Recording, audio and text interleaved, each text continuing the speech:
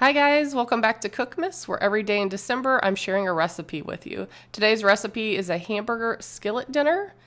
It's super easy to make. You start out with about 2 gold potatoes, Yukon Gold potatoes, and slice them pretty thinly.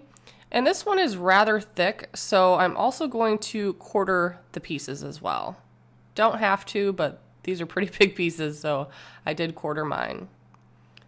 So you're going to do that and then set those all aside when you're done with those. And that's all the chopping that's required for this recipe.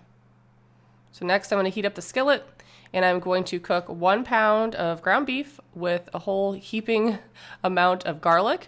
You're not going to drain this, so you're just going to make sure it's cooked really well. And then you're going to add in all the potatoes. And then you're going to season it really well. Now this recipe is supposed to include onions, which I think would take it to a level 10, but my family hates onions. I'm the only one that likes onions. So instead I just dump a bunch of onion powder to kind of give it a little flavor. I'm also going to add a little bit of garlic, a little bit of salt and pepper. And if you've never watched one of my cooking videos, I do this every December because my channel used to be very largely cooking based. So I do have a recipe playlist, and in the description below, you'll find the full details of the recipe to make it easy to copy and paste or however you want to save that. So I'm going to mix that around, put the lid on it, and don't touch it for 15 minutes. After the 15 minutes is up, it should be pretty crispy and nice and browned at the bottom, so you're going to just kind of flip it, stir it a little bit. And then you're going to put the lid back on it for another 15 minutes.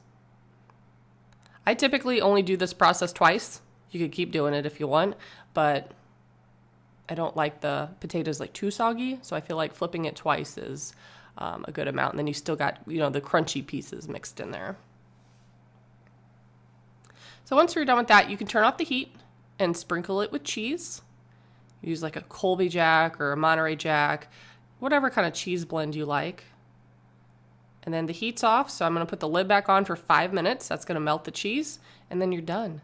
You could chop some chives and put that on top. I use green onions. I feel like they taste better than chives. You could put sour cream on here, whatever you want. Really easy meal. The kids tend to like it, and yeah. You can upgrade it if you want by adding more toppings. Thanks so much for watching. Bye, guys.